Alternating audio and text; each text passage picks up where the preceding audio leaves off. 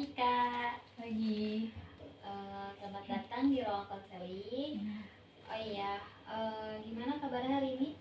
Alhamdulillah seperti yang terlihat baik, tapi akhir-akhir ini lagi ngerasa capek sih Kak. Oke, kalau boleh tahu nih, kakak kesini naik apa? Saya kebetulan tadi diantar Kak sama orang. Diantar ya. Oke, sebelum ke tahap selanjutnya dalam proses konseling ini, lebih baik kita perkenalan terlebih dahulu. Boleh saya tahu nama kakak siapa? Saya Cilda, panggil aja Cilda. Udah. Cilda.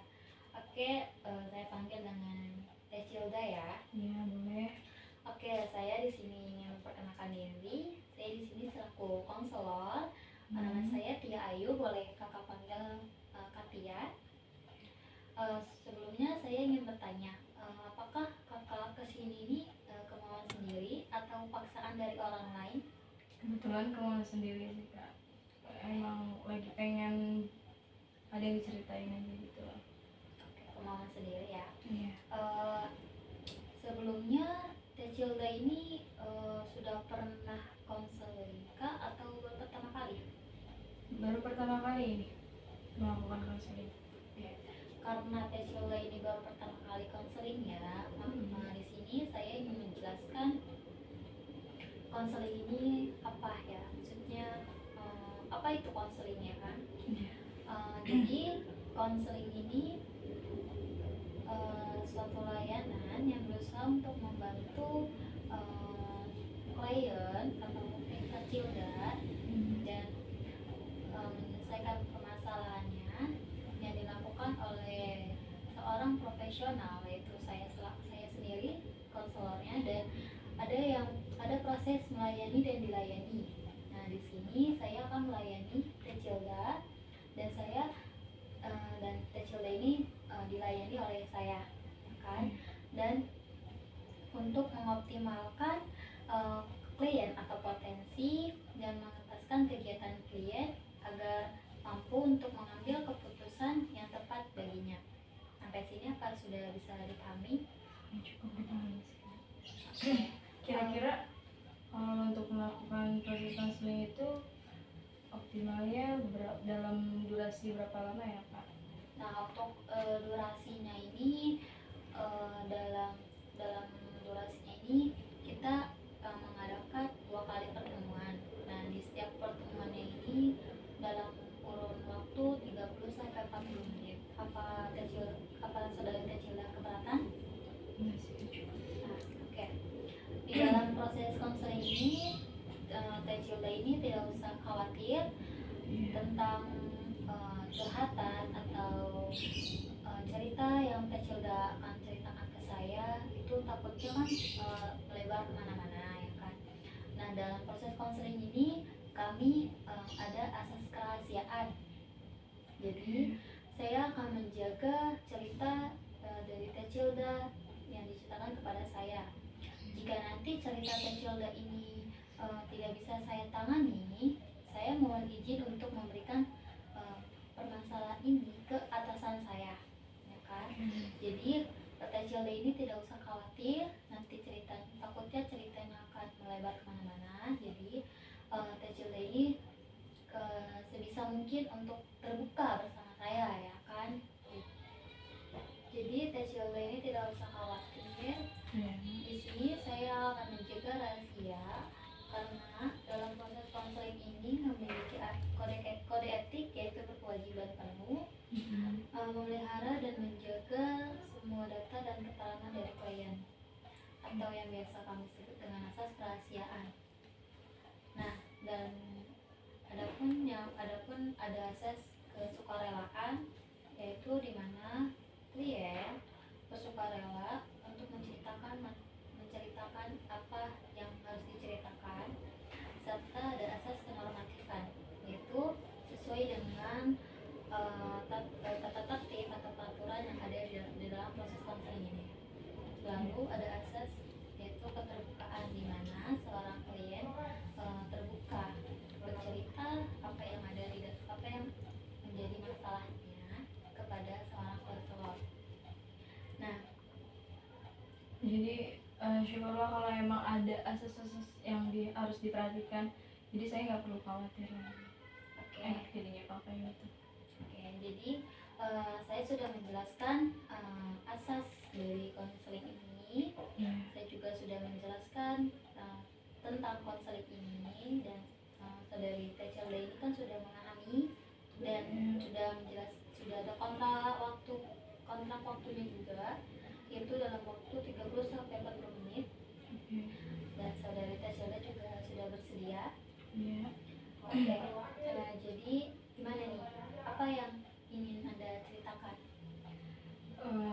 Karena tadi saya bilang kan kegiatan saya sehari-hari kerja sambil kuliah, dan itu menurut saya sangat capek banget sih ya.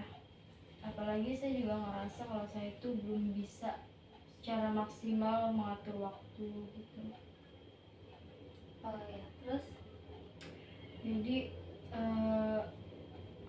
ada hal yang bikin saya resah untuk belakangan kali ini. Ketika saya lagi capek, itu entah kenapa tuh saya malah ngerasa terngiang-ngiang atau teringat dengan masa lalu saya gitu kak. Kayak jadi kayak lebih ngerasa kesepian, terus kayak sering mellow sendirian gitu, nangis-nangis gak jelas gitu. Sebenarnya sih nggak pengen kayak gitu, kayak ibaratnya kan kita udah capek ya, pengen istirahat, tapi bukannya istirahat dengan enak gitu ya, tapi malah keinget-inget masa lalu itu gitu. Oke, saya dapat merasakan apa yang Anda rasakan ya. Boleh dilanjut?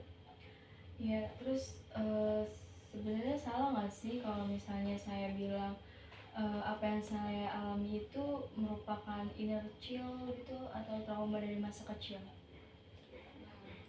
Oke, jadi Tecilda ini adanya rasa trauma di masa kecil. Iya, benar banget. Ada rasa trauma dari masa kecil yang nggak ngenakin, terutama dari sikap atau tindakan orang tua yang apa ya sama saya gitu.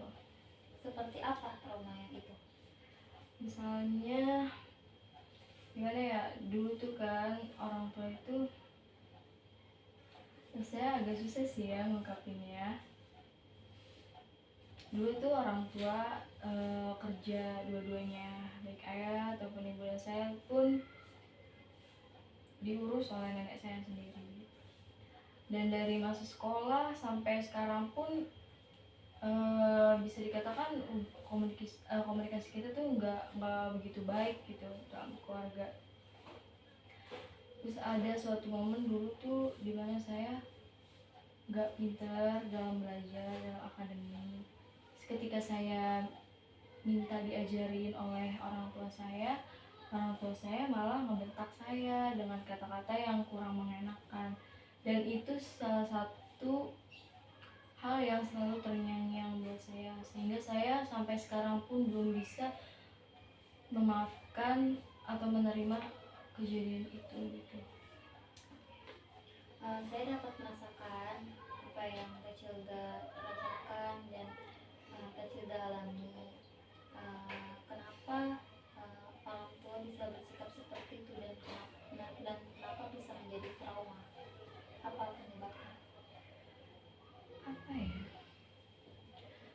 namanya dulu kan ya masih kecil banget gitu kan ya, jadi kayak kalau dulu mah dibentak kayak gitu ya udah gitu, paling nangis atau enggak saya ngejauhin orang tua saya gitu, saya nangis gitu,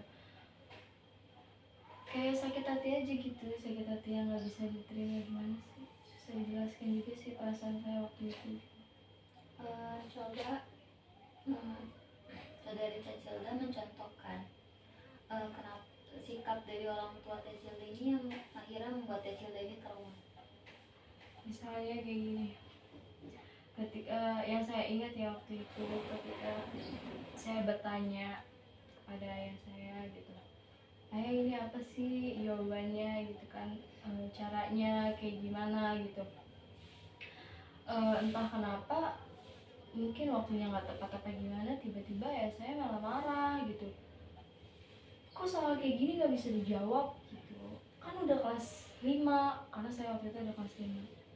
Gimana sih, bodoh banget jadi orang, ngapain sekolah gitu, percuma dong kalau misalnya udah sekolah les tapi tetap gak bisa jawab soal matematika waktu itu sakit hati banget sih dibilang bodoh, tapi bodohnya bukan, kalau bodoh di sini kan bahasa halus ya, bego gitu ya lebih tepat ya. Nah, saudari Tecila kan tahu kalau orang tua Tecila ini mungkin menuntut Tecila ini untuk bisa ya. Nah, Tecila ini kan sudah les betul? Iya. Ya, ngeles juga dan sekolah. Kenapa Tecila nggak belajar gitu? Yang akhirnya ketika Tecila belajar, akhirnya kan tidak mendapat perlakuan yang seperti itu dari orang tua. Saya ngerasa waktu itu saya belajar udah maksimal sih, gimana ya, emang kemampuan saya segitu mau dipaksa juga kayak gimana pun kan, gimana ya namanya anak kecil ya. Tapi pas masa-masa SMP saya di situ udah perlahan-lahan membuktikan gitu kalau saya nggak sebodoh itu gitu, tapi tetap aja orang tua saya tuh nggak bakal puas gitu dengan apa yang udah saya buktiin gitu. Oke, jadi di sini Tecila ini trauma dengan bentakan. Oke. Oh iya, kan tadi kata Tecila dapat perlakuan yaitu bentakan. Seperti apa sih bentakan yang diberikan orang tua itu ke Tecila? Ya bentakannya kayak belajar yang benar gitu, kayak pokoknya kalau ngelakuin atau memerintah sesuatu itu pasti harus, kayaknya harus dibentak dulu gitu, harus ngebentak mereka gitu loh. Kayak nggak pernah tanpa ngebentakan tuh kayak nggak pernah gitu. Ya, belajar yang benar, gimana sih gitu kalau misalnya nilai jelek, udah les udah ini kok nilainya masih segini gitu, terus apa perlu gitu ayah nggak kerja gitu buat ngajarin kamu doang, terus apa perlu harus les di lain tempat lagi buat biar kamu belajar yang benar gitu apa gimana gitu, pokoknya tapi kayak gitu dengan ngebentak, dengan ngebentak itu sulit dibayangkan sih. Sisi waktu itu merasa sakit hati aja gitu. Dengan bentakan ya. Apa ada perilaku lain yang akhirnya buat Tecila ini menjadi trauma? Enggak sih, kebetulan kedua orang tua saya juga nggak pernah main tangan gitu ya, cuma kalau udah mulut gitu, maksudnya kalau udah ngomel kayak gitu sedikit tapi ngebentak terus dulu nyakitin, agak nyakitin juga gitu. Dengan bentakannya itu dengan ada juga kan bentakannya itu dengan suara yang tegas atau dengan yang membentak teriak atau gimana? Ya mungkin waktu itu sih apa ya, namanya bentakan itu kan bervarian ya, tapi saya ngerasanya dua-duanya mereka pasti ngelakuin gitu dengan di beda momen gitu loh. Kadang ngebentaknya dengan tegas, tapi ada juga momen mereka ngebentak ya teriak gitu.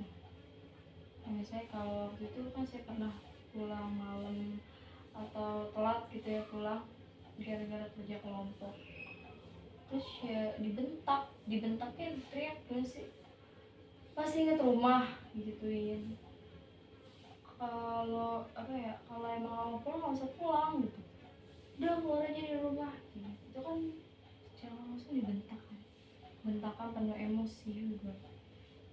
Nah, apakah menurut Tecila ini yang dilakukan Tecila ini benar? Karena kan Tecila ini kan pulang malam. Apakah sebelumnya sudah izin dari orang tua? Sebelumnya sudah izin sih, cuma ya itu waktu kerja kelompok saya ketiduran, jadi ya pulangnya jadi agak malam gitu, dan itu nggak terlalu malam sih, masih jam 9, jam 9 ya menurut saya sih nggak terlalu malam ya, tapi kan kadang pemikiran orang tua beda lagi.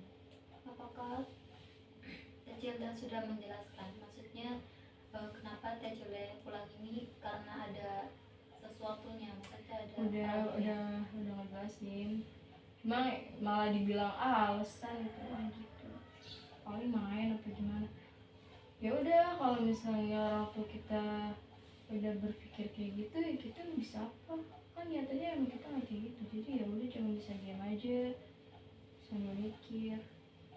Tapi apa Teh Cilda ini meluapkan emosi kepada orang tua, karena menurut Teh Cilda ini kan itu kan salah ya, maksudnya tidak harus seperti itu memperlakukan Teh Cilda itu gimana? Pada saat itu kalau apa untuk saya ngebentak,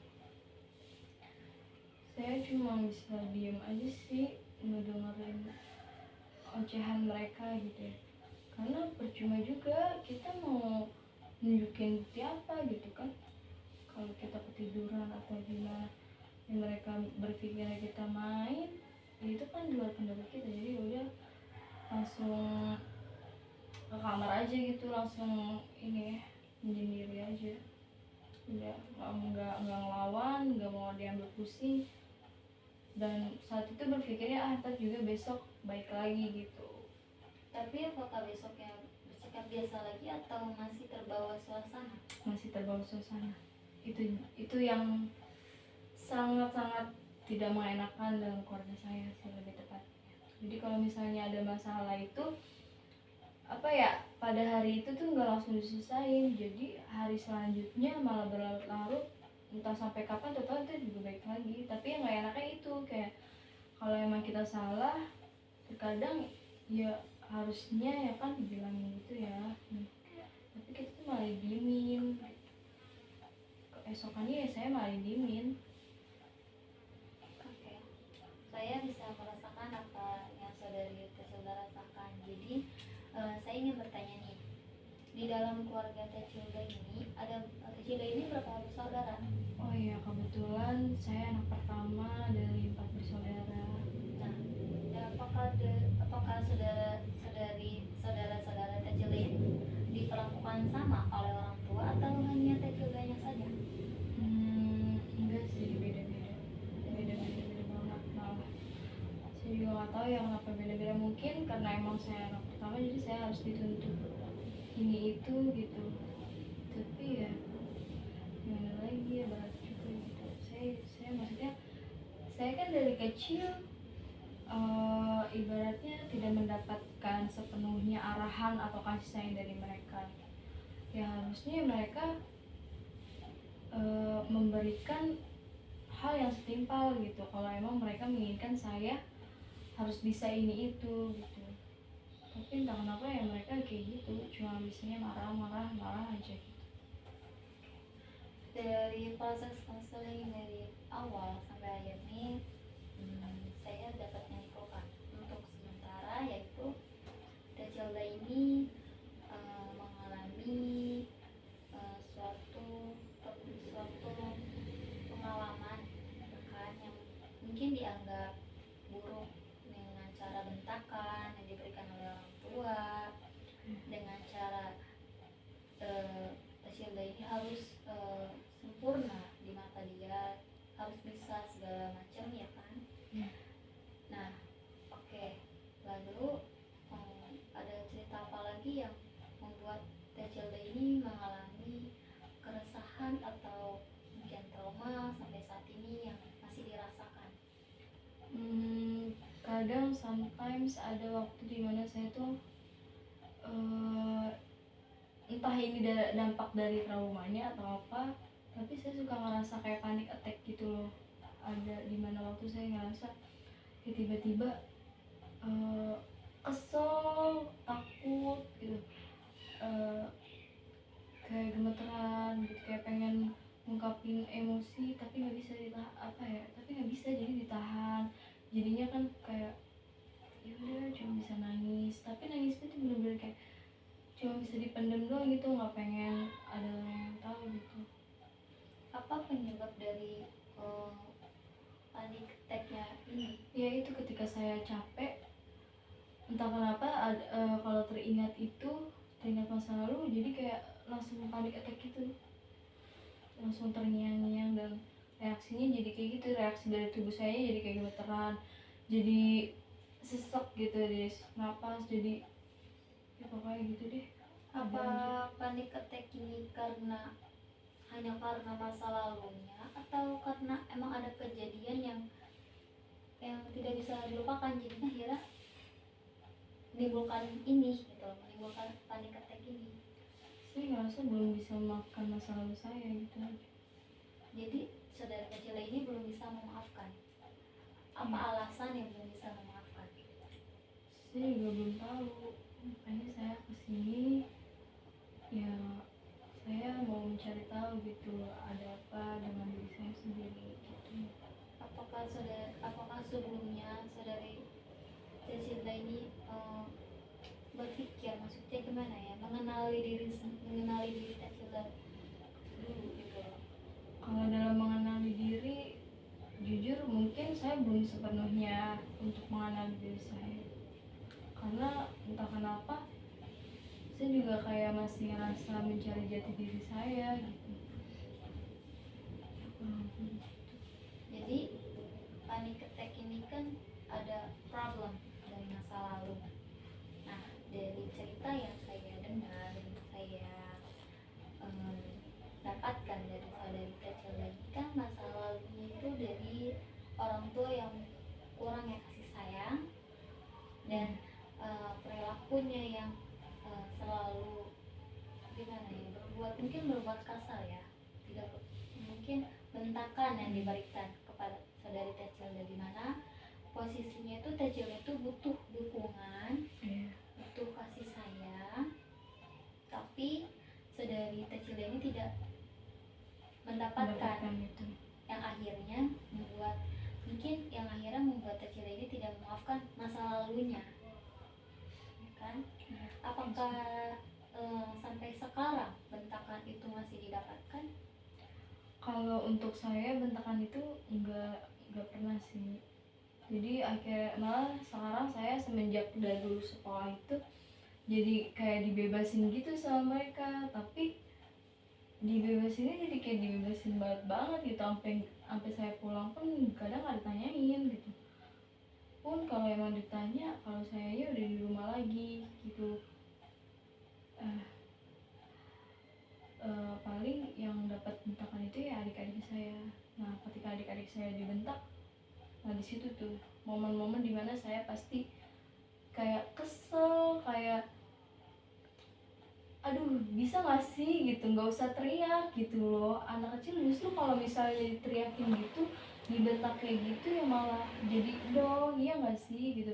Tapi saya tuh anehnya nggak bisa ngungkapin itu gitu, nggak bisa ngungkapin ketidaksukaan saya kepada orang tua saya gitu. Jadi saya cuma bisa diem, kesel sendiri, kayak udah mending ngalah aja gitu, karena percuma juga kalau misalnya saya ngomong pasti ya udah kenapa, maksudnya gimana ya, kamu jangan so tau gitu loh, emang kamu siapa gitu kan, di sini yang orang tua ibu atau ayah gitu.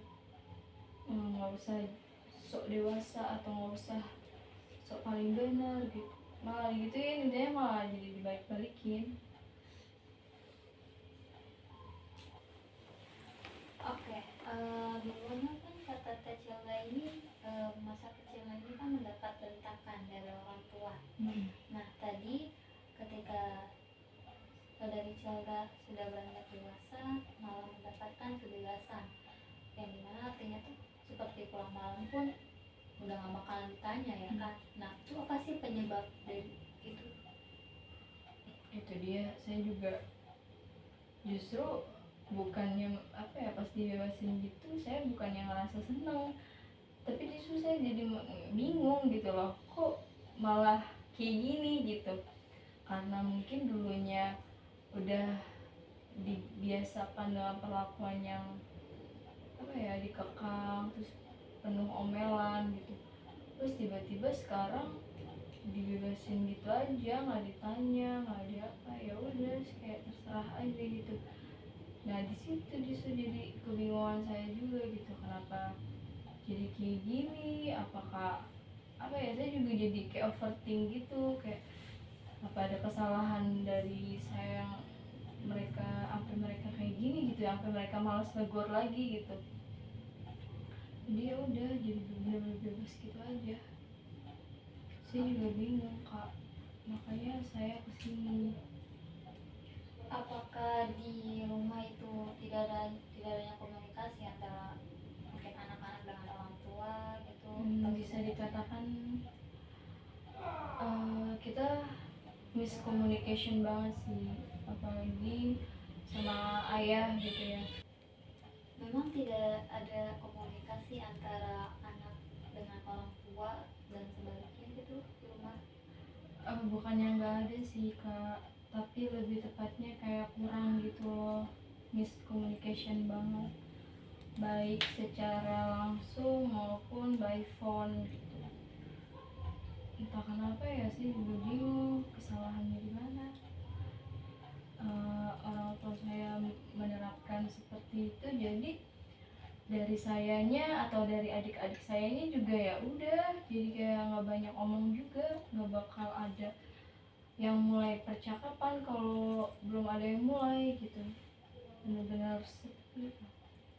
Memang tidak ada waktu untuk me time antara keluarga gitu. Sebenarnya sih kalau dibilang ada, pasti ada ya harusnya, tapi entah kenapa nggak tahu, kayak pada sibuk masing-masing aja gitu di tempat masing-masing. Kalau minggu aja nih atau weekday gitu kan, bukannya kumpul gitu, ya udah kalau ayah saya di mana, ibu saya di mana, saya di mana, adik-adik saya di mana gitu. Jadi kayak kurang banget sih komunikasi dari keluarga saya. Oke, berarti di sini saudari Cilda ini mendapatkan perilaku yang kurang enak dari kecil ya. Seperti bentakan, kurangnya kasih sayang, dimana memang masa-masa kecil atau anak kecil itu ya itu benar-benar harus mendapatkan perilaku yang seperti itu ya, kasih sayang yang full dari orang tua gitu kan. Dan cara mendidiknya pun harusnya dengan lemah lembut, kasih sayang. Tapi yang didapatkan dari saudari Cilda ini bentakan, dituntut harus sempurna, padahal mereka pun tidak seperti itu, tidak mencontohkan seperti itu ya.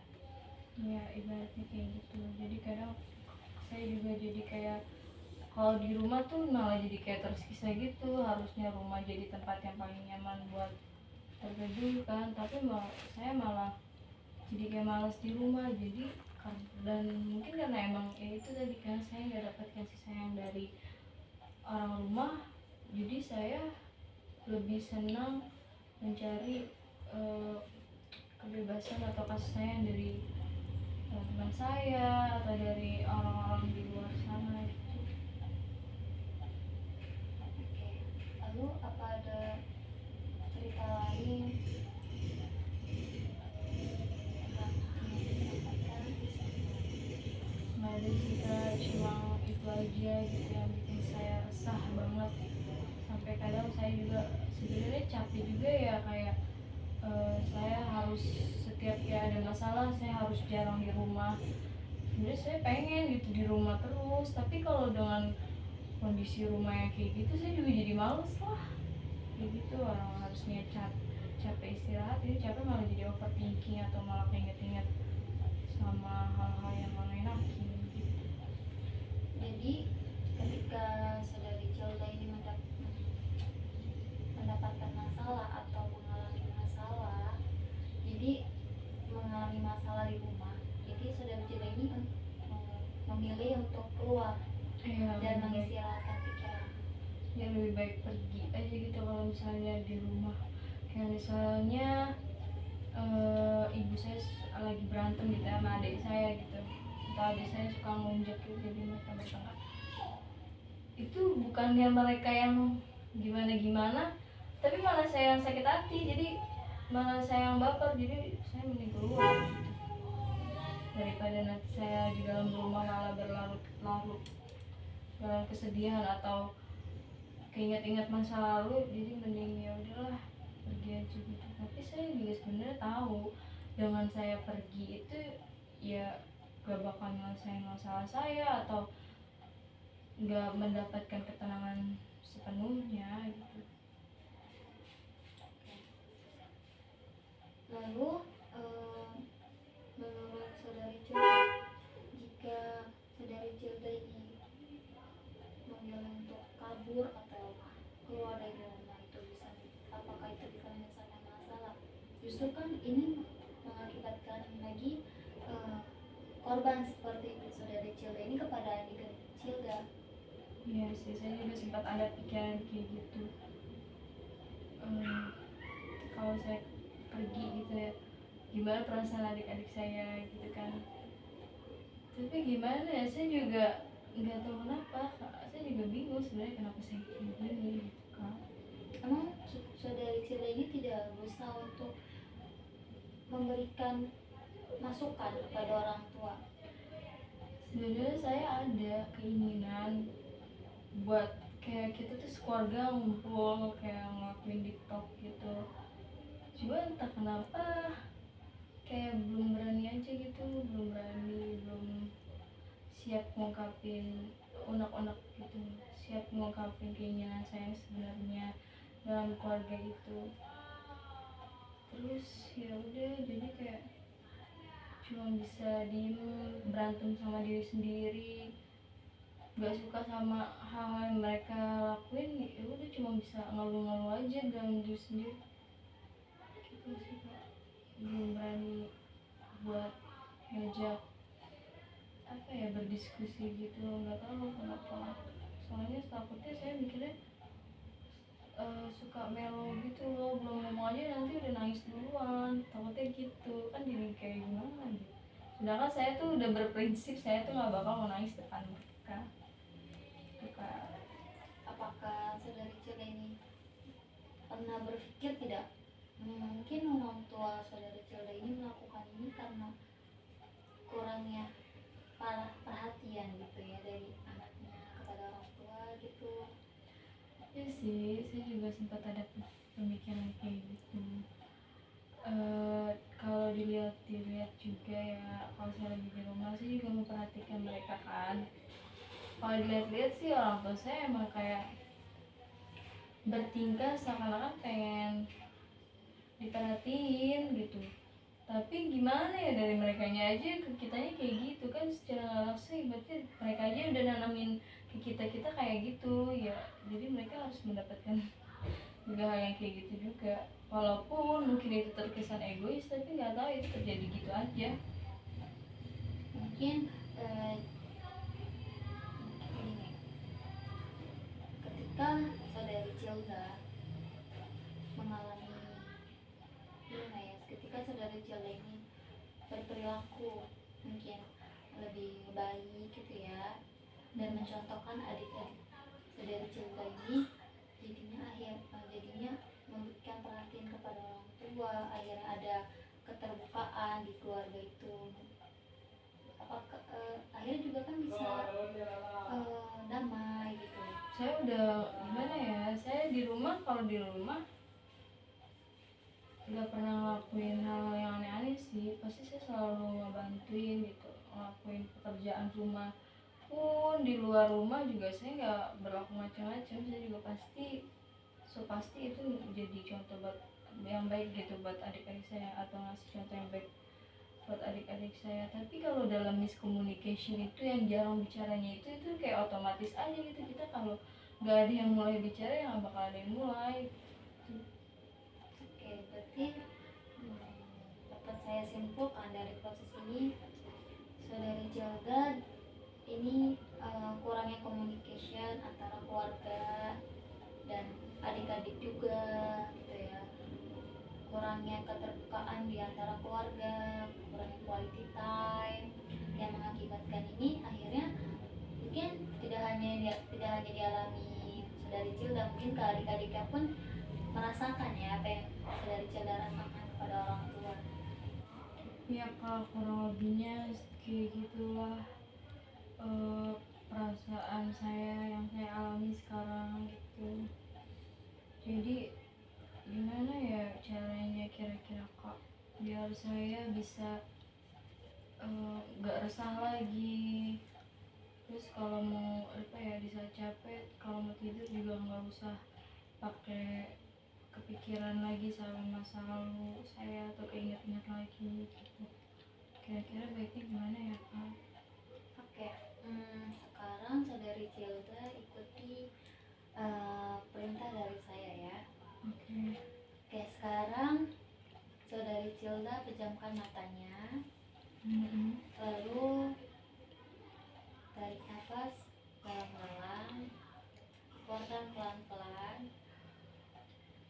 lakukan lagi sampai akhirnya membuat saudari Cilda ini nyaman. Dan tarik nafas lagi, tarik nafas panjang-panjang lalu keluarkan secara pelan-pelan. Bayangkan saudari Cilda berada di tempat yang saudari Cilda ini sukai, entah itu taman, pegunungan, pantai. Jika saudari Cilda berada di tempat yang nyaman, boleh diangkat kepalanya. Lalu ada angin yang sejuk yang menambah kenyamanan saudari Cilda. Lalu keluarkan emosi, perasaan yang membuat saudari Cilda ini merasa terbebani. Keluarkan jika itu memang akhirnya bisa membuat saudari Cilda ini tenang dan berkurang bebannya. Boleh dikeluarkan emosinya, perasaannya, boleh dengan cara teriak sekencang-kencangnya, atau menangis, atau boleh bercerita.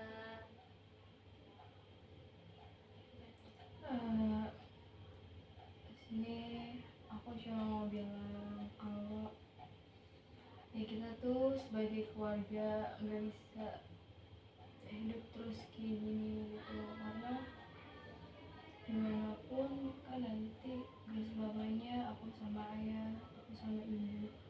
Jadi kalau bisa sebaik mungkin ya kita manfaatkan waktu yang ada, karena sebenarnya di sini aku nggak pernah meminta apa-apa sih dari ayah sama ibu. Aku cuma pengen minta momen-momen yang sebaik mungkin yang kalian bisa kasih ke kita semua gitu. Ya itu tadi, karena kita kan gak bisa hidup selamanya sama kalian gitu. Dan tolonglah kalian kalau emang ada hal yang gak ngenakin, ya lebih baik ya diungkapin juga gitu biar anak-anaknya tahu ya kan. Kan secara tidak langsung kalian juga mengajarkan kepada kita kalau misalnya ada apa-apa harus bisa lebih terbuka. Kalau misalnya kayak gini saling diem-dieman gitu kan, yang ada bukan yang menyelesaikan masalah, yang ada nanti malah pada nyari kesenangan di luar rumah sendiri-sendiri gitu, di rumah masing-masing gitu kan. Baik dari aku, dari adik-adik aku, kayak dia jadi lebih sering senang di luar rumah kan daripada di rumah ya, karena itu di rumah tuh kayak percuma juga, di rumah juga gue bakal diem-diem doang gitu, kayak cuma buat numpang tidur makan doang kan. Nah, kalau bisa jangan kayak gitu, aku juga udah gede gitu, walaupun aku nggak ngomong tapi aku memperhatikan kalian. Kalau kalian ada masalah pasti kalian beda banget sikapnya, tapi entah kenapa kalian tuh malah nunjukinnya dengan emosi gitu. Jadi kita yang kena imbas menjadi marah-marah atau itu tuh nggak enak banget gitu, dan itu salah caranya. Ya aku tahu aku nggak ngerasain apa yang kalian rasain, tapi kan setidaknya kalian bisa melakukan yang lebih baik lagi daripada itu. Jadi sih gitu aja, aku nggak pernah menuntut apa-apa. Oke, selanjutnya saudari Cilda tarik nafas dalam-dalam, lalu hembuskan pelan-pelan. Tarik nafas dalam-dalam dan keluarkan pelan-pelan. Bayangkan saudari Cilda berada di tempat yang paling nyaman. mungkin akhirnya Teh Cilda ini merasa bebannya itu berasa kurang. Lalu jika memang sudah mengeluarkan semua emosi dan perasaan yang dianggap itu merasa beban yang harus dibawa itu sudah dikeluarkan, boleh tarik nafas lagi lalu keluarkan dan boleh dibuka matanya. Jadi apakah sudah merasa berkurang bebannya? Sejauh ini udah berkurang sih Kak. Oke. Jadi semoga saja setelah melakukan proses konseling ini saudari Cilda ini bisa seperti semula lagi ya kan, berkurang bebannya gitu. Dan jika nanti ada masalah lagi oleh keluarga, di dalam keluarga bisa langsung bisa diajak untuk berbicara orang tuanya bahwa apa yang dilakukan orang tua terhadap anak, yang dilakukan orang tua itu, yang dilakukan orang tua kepada anak dengan cara membentak ya kan, dengan cara ngomong kasar sama anak itu tidak baik ya kan, karena itu bisa mengganggu mental seorang anak. Dan seharusnya seorang anak itu hanya perlu kasih sayang, betul? Benar banget. Semoga saja di dalam proses konseling ini bisa mengurangi beban saudari Cilda dan akhirnya bisa membawa dampak positif juga ya ke depannya. Bisa seperti itu Kak. Baik, terima kasih kepada saudari Cilda yang sudah mempercayakan saya sebagai konselor yang mendengarkan keluh kesah yang saudari Cilda rasakan. Baik, mungkin sampai di sini saja waktunya. Semoga bisa bertemu lagi di lain waktu dengan kondisi yang baik. Terima kasih juga Kak karena sudah mau mendengarkan keluh kesah saya hari ini. Dan saya juga berharap semoga setelah sepulang dari sini feeling better and saya bisa melakukan hal yang lebih baik lagi ke depannya. Makasih ya. Terima kasih juga Kak.